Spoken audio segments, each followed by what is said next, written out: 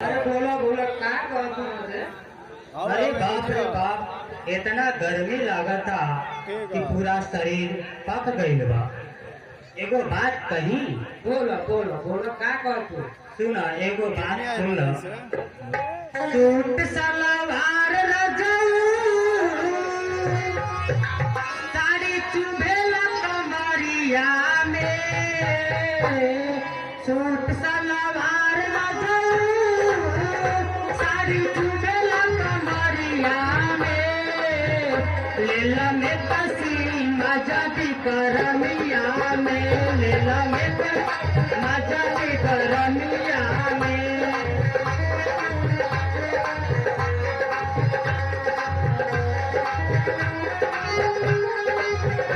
साड़ी चुभेला कमरिया में। सूट सलवार रजऊ साड़ी चुभेला कमरिया में। लेला में कसी मजा दी करमिया में। लेला में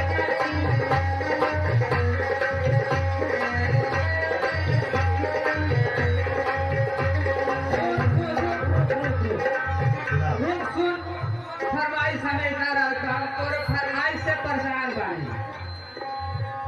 अरे मैं कसी पहिरा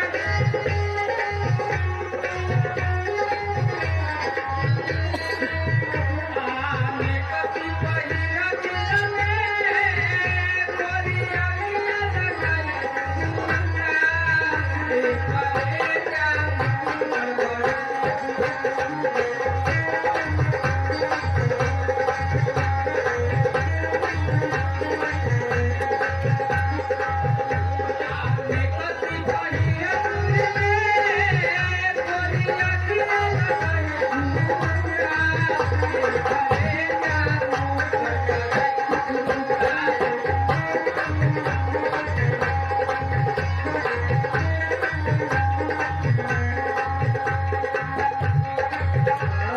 सूट सलवार रजऊ साड़ी चुभेला कमरिया में।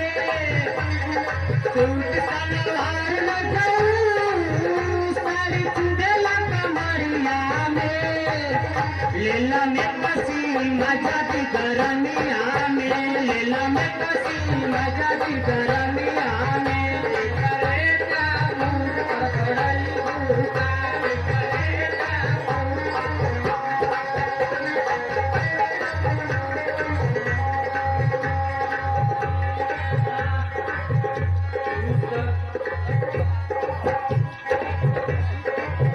लेला में कसी मजा दी करमिया में। लेला में कसी मजा दी करमिया।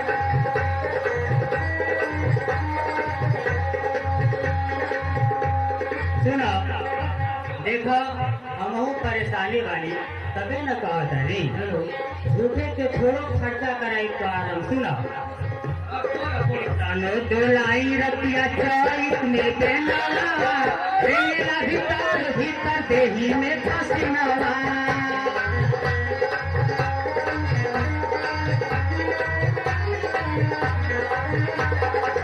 तनो दोलाई रतिया चैत में बेनवा। रेला भीतर भीतर देही में पसीनवा। मन करे फेंक दी बलाम सारी देही से मरमिना में। मन करे फेंक दी बलाम सारी देही से मरमिना में। लेला में कसी मजा दी करमिया में। लेला में कसी मजा दी करमिया में।